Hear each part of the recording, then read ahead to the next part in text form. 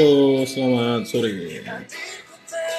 Selamat sore menjelang malam ya, waktu Indonesia Barat. Supri, selamat sore. Selamat bergabung. Semoga sehat terus. Apa kabar? Salam sehat. Posisi di mana nih?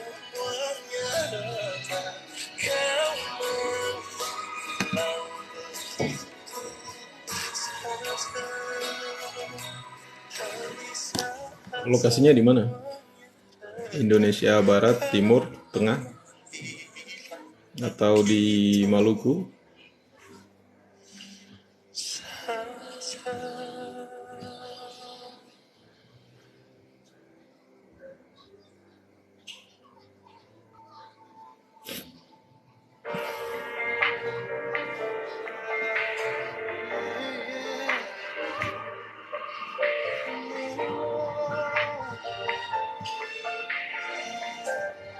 Salam sehat ya.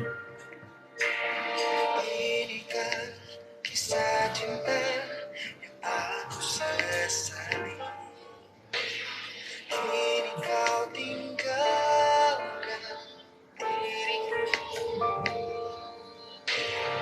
Ku tahu ini semua kesalahanku yang selalu membuatku terluka. Maafkanlah sayangku, dengarkan janji. Selamat sore Zulfa. Jantung ini berdetak. Selamat sore, assalamualaikum. Menjagamu hingga akhir waktu. Selamanya dapat kini tetap. Tak akan ada cinta yang lain jatuh bersama. Selamat sore Ibu, selamat malam. Selamat malam, Pak. Iya. Selamat malam. Ibu di kelas berapa itu? PPG-nya? Pak, saya mengajar di kelas 5, Pak. Kelas 5. Bukan yang di PPG kelas berapa? Iya, Pak. Yang di kelas PPG-nya kelas berapa? Oh, di PPG-nya saya kelas 9, Pak. Dosennya siapa kemarin yang kasih tugas? Apa baru tadi atau? Ibu Elsa. Oh, Ibu Elsi. Elsa apa Ibu Elsi? Nah, Ibu Elsa Tamaela, Pak. Oh, Ibu Elsa Tamaela. Oke. Tapi setor tugasnya kapan, Bu? Sebentar jam 12 malam, Pak. Oh, jam 12. Jam 12 malam. Ini nanti setelah direkam, nanti ini Bu, dia butuh 1 jam setelah rekaman, nanti beta kirim ke ini, ke WA ya. Jadi kalau sudah direkam itu belum langsung bisa di ini, nanti setelah 1 jam baru bisa masih bisa waktu tak? Bisa, Pak. Tidak apa-apa, Pak. Oke, sebentar. Matikan ini dulu sebentar ya. Kayaknya ada yang nyanyi-nyanyi.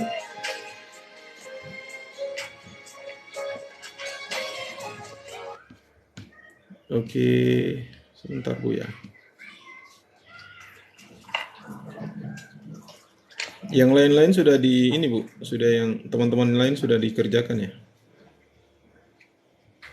Iya, tadi saya sudah wawancara dengan Ibu Pengawas, sudah ada, Pak. Oke, sip. Iya.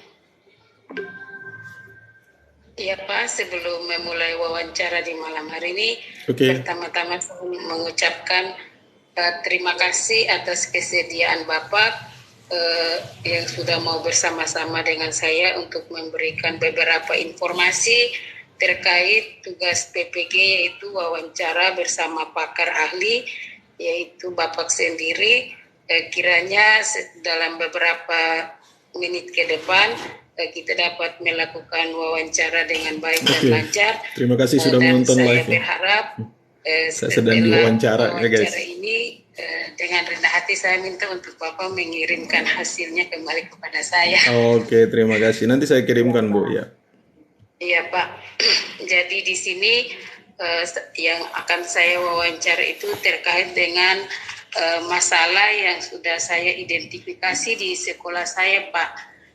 Jadi Oke, yang silakan. pertama ini berkaitan dengan motivasi belajar siswa. Jadi yang ingin Oke, saya tanyakan di sini, ya. menurut Bapak, mengapa sampai saat ini dari hari ke hari motivasi belajar siswa di kelas saya itu tidak pernah mengalami peningkatan? Mungkin ada faktor-faktor yang mempengaruhi. Bagaimana pandangan Bapak terhadap masalah ini? Iya, terima kasih Bu Fransina ya diajak untuk Ya, Pak. sharing. Kalau dibilang pakar mungkin tidak terlalu pakar lah ya. Kalau pakar itu kan yang guru besar, profesor ya. Tapi Iya. paling tidak saya tuh ingin berbagi karena sering di komunitas ya, di komunitas guru di Ikatan Guru Indonesia dan juga di fasilitator sekolah penggerak, pelatih ahli sekolah penggerak. Dan saya mendampingi di 3 sekolah ya, di SMA Kristen YPKPM Ambon, kemudian di SMA Saverius, dan juga di SLB Batu Merah. Ada problem yang mirip ya di setiap sekolah yang sama disebut tadi Ibu Fransina tadi, bahwa motivasi belajar itu dipengaruhi oleh banyak faktor ya. Dan itu banyak ditemukan di setiap sekolah. Faktornya bisa beragam, namun karena selama ini kita tidak pernah mengidentifikasi atau tidak punya alat ukur untuk mengidentifikasi, kalaupun dimunculkan atau teridentifikasi hari ini, itu karena selama ini kita tidak pernah tahu progres dari waktu ke waktu.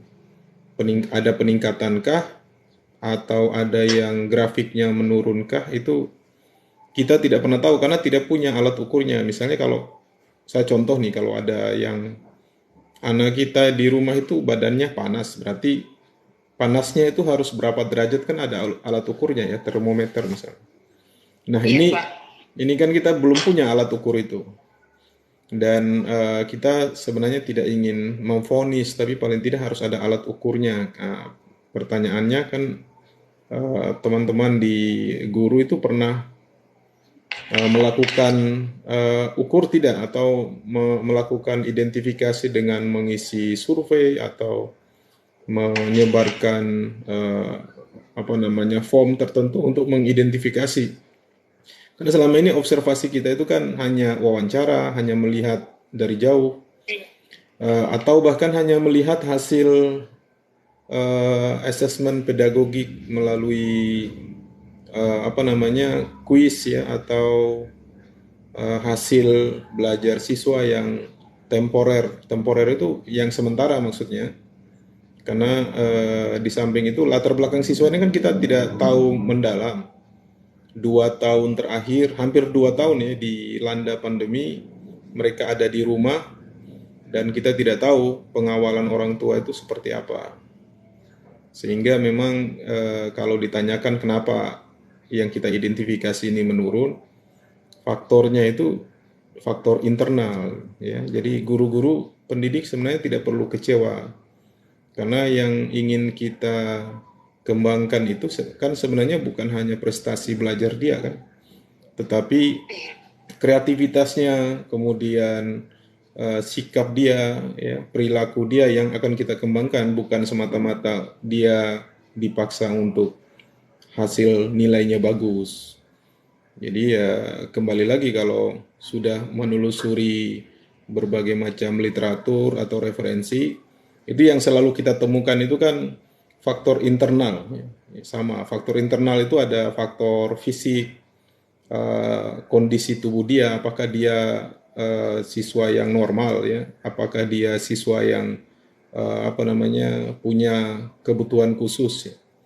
Kalau punya kebutuhan khusus secara fisik ya, dia harus diperlakukan dengan pendidikan inklusif. Hanya saja kita selama ini tidak punya kemampuan atau terlatih atau mau dilatih untuk menangani siswa-siswa yang ABK ya, anak berkebutuhan khusus. Kemudian kalau secara fisik kita bisa identifikasi, ya secara khusus kita bisa identifikasi secara fisik, itu kan kita bisa amati lewat visual ya minimal. Tapi yang kita tidak bisa identifikasi itu misalnya kendala psikis ya, psikologi. Nah ini selain selain faktor diri secara fisik, dia kan secara psikologi kita tidak tahu, tidak punya assessment atau data yang akurat.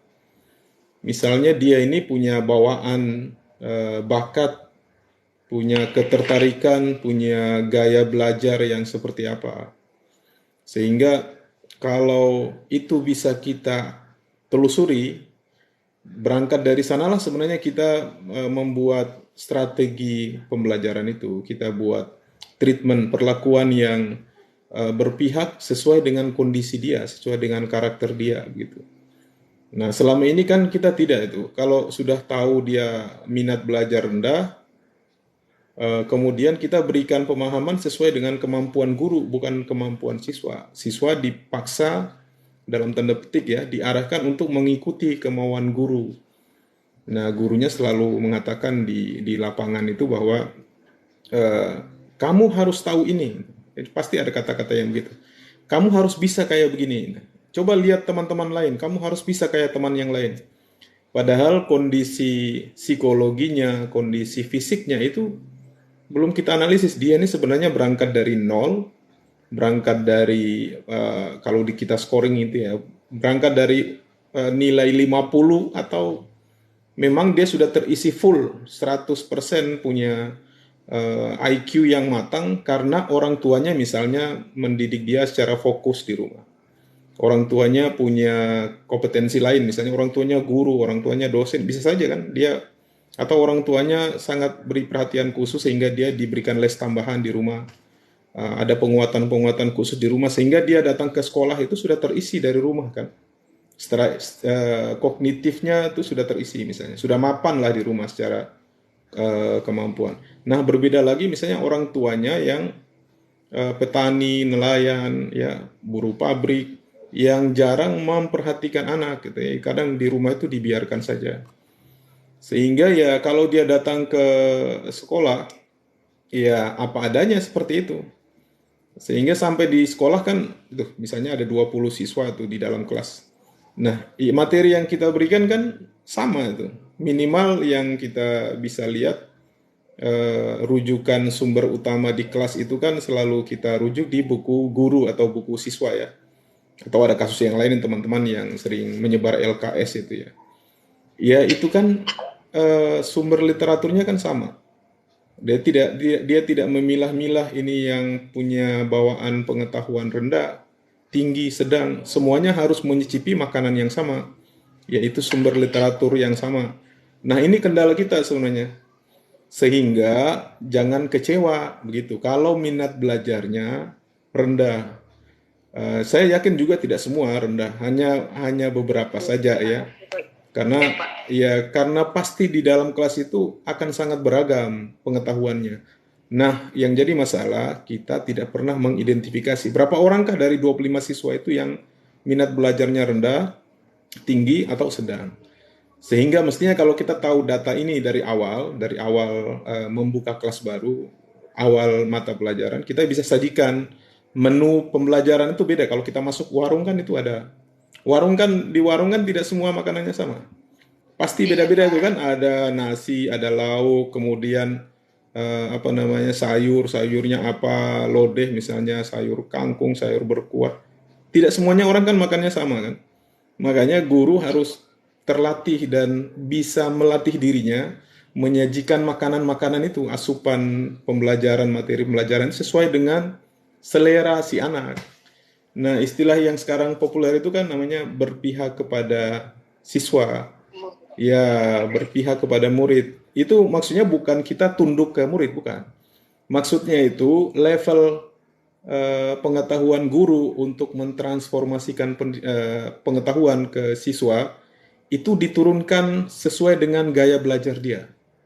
Kalau gaya belajar dia itu visual atau audio audio video ya, kinestetik misalnya, dia harusnya kita sajikannya menu apa pembelajaran itu. Berarti mungkin kita sajikan mungkin gambar, video ya, atau libatkan mereka dalam model pembelajaran yang melibatkan mereka langsung ya. Iya, Seperti metode inquiry ya, misalnya project based learning ya. Lalu mereka terlibat dalam kelompok-kelompok, misalnya seperti itu. Tapi kalau kita hanya kasih teori, umumnya ceramah, ya memang tidak tidak semuanya ceramah, lalu menyelesaikan soal-soal di buku, ya kita pasti akan kecewa karena tidak semua orang gitu. Nah, guru ini belum banyak sadar kalau di dalam kelas kita itu seperti pasar kan, di pasar itu tidak semua orang punya kemampuan yang sama itu. Sama juga dengan siswa.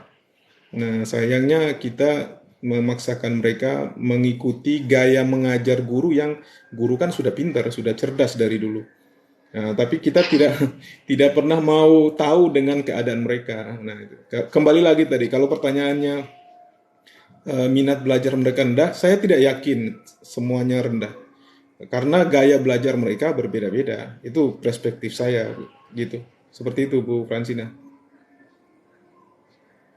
oke. Terima kasih Pak. Ya, Kemudian kita terima lanjut kasih ya sudah di menonton live. pertanyaan kedua Pak. Iya, silakan, silakan. Eh, Pertanyaan kedua ini berkaitan dengan kemampuan menulis cerita pendek pada siswa. Ya, Di kelas saya itu Pak, ada siswa yang tidak mampu menulis sebuah cerita. Menurut Bapak apa yang menyebabkan sehingga siswa ini kesulitan menulis sebuah cerita Pak? oke. Bisa diidentifikasi ini kelas berapa, Bu, yang tidak bisa menulis? Iya, saya pakai kelas 5 saja Pak. Kelas 5 ya. Kelas Ya 5 ini Pak, tidak bisa menulis dengan baik, tidak bisa cerita menulis tangan atau tidak bisa mengarang gitu, merangkaikan antara kalimat, tidak kemudian mampu ya paragraf atau seperti itu mengembangkan ya. sebuah kalimat menjadi paragraf.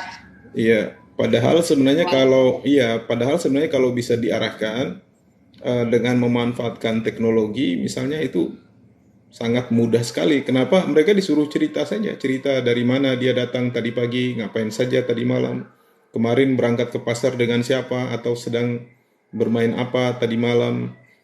Ketika dia cerita ya sebenarnya tinggal ditransfernya ke ini, ke Android ya, di media itu dipinjamkanlah misalnya Android untuk mencontohkan. Khawatir mereka ini bukan tidak bisa merangkaikan narasi atau karangan ya, prosa atau lain sebagainya. Karena media bantunya itu guru tidak mampu menunjukkan pemanfaatan media pembelajaran. Kalau gaya menuliskan, kebutuhan kita menulis hari ini untuk apa sebenarnya? Kalau menulis untuk supaya kita tahu dia bisa menulis, kan dengan berbicara begini kan kita sebenarnya bisa menulis, tapi hanya menulisnya mungkin dengan perangkat digital. Kalau kalau kebutuhan menulis dia tidak bisa, tapi kalau berbicara bisa, tinggal kita alihkan teknologinya. Misalnya menulisnya dengan berbicara, misalnya. Kalau kita berbicara lalu ditransfernya ke Android. Ibu tahu kan Android sekarang kalau ngomong dia bisa menulis kan? Sudah tahu belum? Sudah tahu? Belum? Gratis juga Pak. Iya, bukan. Ya ini berarti gurunya harus bisa berlatih menggunakan media, memanfaatkan media. Karena itu sangat mudah Bu menulis itu. Karena hanya kita bercerita seperti ini sebenarnya itu sudah langsung bisa menulis. Tinggal bagaimana dilatih kreativitasnya. Memang mungkin merangkai kata itu sangat sangat sulit ya, karena mulai dari bahasa apa, kata apa yang harus dimulai lebih awal. Tapi saya sangat yakin itu kalau di level kelas 5 dia bisa bercerita dengan lancar dengan temannya. Itu saya yakin dengan dia bisa bercerita saja, sharing, berbagi dengan temannya, bisa dia bisa tinggal memindahkan medianya. Hanya saja dia tidak diarahkan dengan baik oleh guru. Jadi mestinya teman-teman guru juga harus berlatih bagaimana caranya membuat media untuk menerangkan atau menjelaskan penulisan dengan baik itu bukan dengan baik ya, dengan baik itu sudah sangat profesional gitu.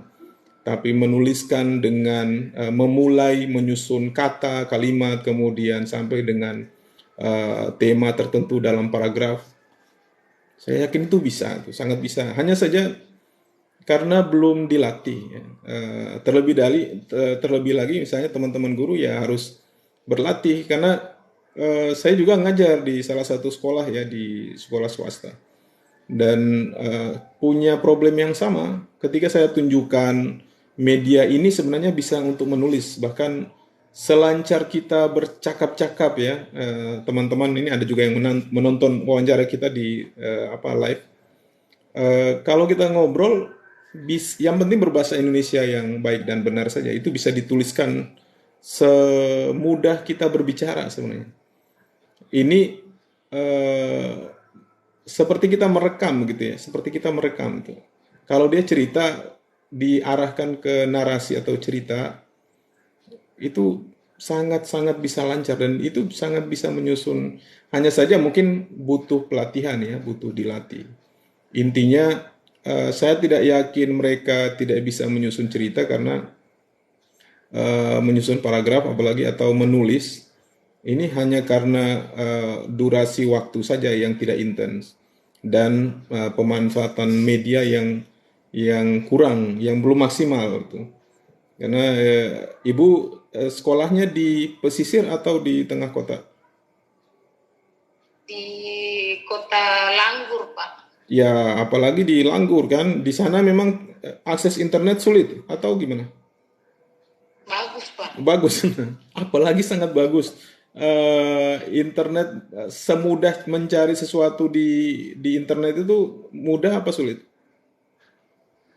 Di sini terjangkau, Pak. Terjangkau sekali, bagus Pak. ya. Iya, iya. Apalagi di Langgur, Maluku Tenggara itu sangat mudah. Jadi hanya saja karena belum dilatih, belum menguasai bagaimana metode terbaik untuk mengajak peserta didik kita ini terampil dalam menulis. Karena untuk bisa menulis itu bukan pintar ya, itu keterampilan ya, keterampilan menulis namanya.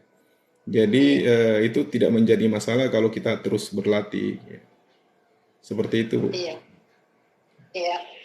Kalau begitu, Pak, Ya, berdasarkan jawaban dari Bapak, di sini saya kutip dari boleh. seorang ahli, Ya, Hikmati T tahun 2020. boleh. Di sini Hikmat itu bilang pengaruh minat baca dan penguasaan kosakata terhadap kemampuan menulis. Jadi menurut Bapak bagaimana? Apakah kemampuan menulis siswa di kelas saya ini berpengaruh terhadap penguasaan kosakata seperti yang disampaikan oleh Hikmat ini? Begitu, Pak. Kalau saya kan ini levelnya sudah kelas 5. Bukan Iya, kelas, Pak. kalau kelas 1 saya masih memaklumi, kelas 1, kelas 2 itu kosakatanya masih terbata-bata lah. Tapi kalau kelas 5 dia bisa berkomunikasi dengan temannya saja. Kalau komunikasi misalnya kan pakai bahasa kan. Iya. Nah, ya tidak mungkin dia tidak menguasai bahasa. Tidak mungkin dia tidak menguasai kosakata. Hanya saja medianya ini. Kalau di level analog ya tanpa digital, tanpa media bantu, kita bisa menulisnya mengarahkan mereka untuk menulis menggunakan pensil atau pulpen dengan kertas. Itukah yang dimaksud kemampuan menulis? Kalau kemampuan menulis itu bagi saya itu bukan kemampuan menulis, itu keterampilan menuliskan kata-kata, bukan menuliskan di kertas. Tapi kalau yang dimaksud penguasaan kata-kata itu berarti kemampuan berinteraksi dengan orang lain. Nah, kalau dia bisa bercakap-cakap dengan temannya, mestinya bisa menulis karena hanya dengan memindahkan metode suara ke perangkat HP segala macam, ya dia bisa menulis. Ibu pernah lihat ada anak kecil belum bisa menguasai kata-kata, tapi dia bisa mencari sesuatu di internet tanpa harus bisa menulis?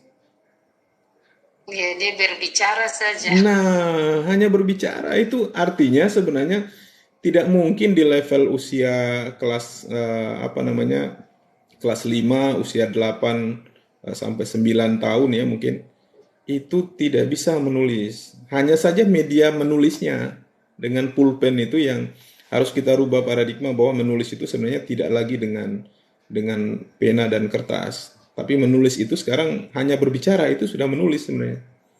Bahkan ada di kita di komunitas itu bahkan ada pelatihan khusus ya namanya menemu baling. Menemu baling itu menulis dengan mulut. Artinya maksudnya berbicara dengan mulut kemudian dituliskan gitu. Jadi kalau kita berbicara diskusi seperti ini, ya dia otomatis sebenarnya langsung menulisnya kata-kata. Bahkan bisa kita hasilkan ratusan halaman setiap hari sama dengan apa namanya kita menulis ya. Bahkan menulis pun kalah itu. Hanya kalau yang dimaksud dengan ahli tadi bahwa dia tidak menguasai kata-kata atau kemampuan menulis itu adalah dengan dimodali dengan penguasaan kata-kata, ya pertanyaannya siapa yang tidak menguasai kata-kata hari ini? Semua orang menguasai, hanya mungkin pertama kendala bahasa, ya kendala bahasa daerah. Tapi bahasa daerah kan bisa ditulis. Bahasa Indonesia, ya semua bahasa bisa ditulis. Yang tidak bisa ditulis itu pengucapan vokal yang tidak masuk dalam penulisan huruf Latin ya. Misalnya mendesis itu tidak ada hurufnya. Nah, tapi kalau sepanjang vokal a i u e o ya masih bisa ditangkap itu. Hanya saja mungkin ibu belum belum pernah melihat atau belum pernah mencontohkan kalau sebenarnya kita itu bisa menulis dengan mulut. Nah, pertanyaannya begini, iya kan, tapi apakah Pak di sekolah itu masa kita menulisnya pakai seperti itu? Kan tidak ada perangkat.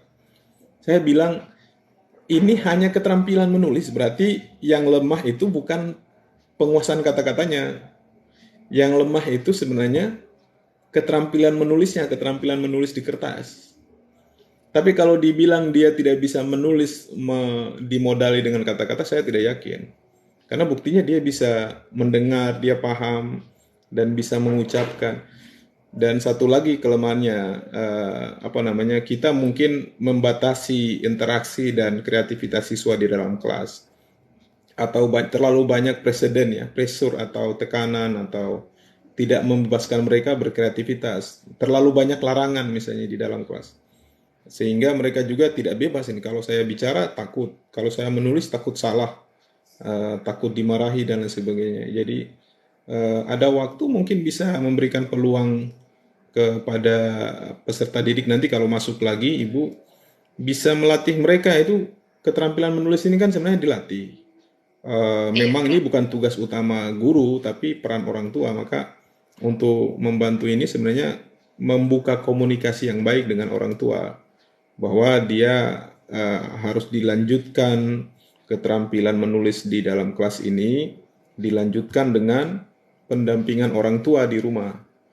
Jadi tidak bisa berharap full di sekolah yang hanya 2 jam, 3 jam, berpindah lagi materi lain yang sudah bukan materi menulis.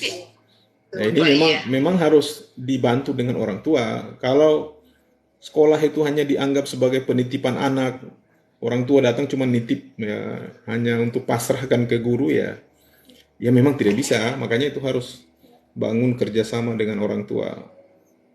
Dari mana memulainya? Ya memulainya dengan berkomunikasi, membuka komunikasi yang intens dengan orang tua supaya tidak hanya mengharapkan ibu sebagai apa namanya guru untuk melatih keterampilan dia menulis gitu. Atau di banyak tempat sebenarnya kalau kompetensi yang diharapkan di sekolah tidak lengkap, orang tua di banyak tempat ya itu memasukkan anak-anaknya di lembaga les privat ya, di short course. Biasanya seperti itu, tapi kalau kita tidak bisa berharap banyak di daerah pelosok ya, karena biasanya mereka memang sangat berharap kepada guru untuk meningkatkan kompetensi siswanya, itu tidak berharap kepada orang lain. Tapi paling tidak ya adalah ini hanya proses waktu saya pikir. Jadi kalau pendapat ahli tadi katakan bahwa penguasaan kata-kata, saya tidak yakin itu. Karena buktinya kan mereka sudah kuasai, cuman keterampilan menuliskannya gitu. A, I, U, E, O itu belum dibiasakan ya. Maka sebenarnya kalau untuk berlatih mereka menulis, jangan menulis yang mengutip narasi yang di buku pelajaran, Bu. Itu akan sulit. Jadi suruh mereka bercerita tadi malam atau kemarin itu ngapain saja di rumah. Selama pulang sekolah itu ngapain? Mereka akan cerita itu. Coba pakai cara yang seperti itu. Misalnya saya dan ibu ke pasar, setelah ke pasar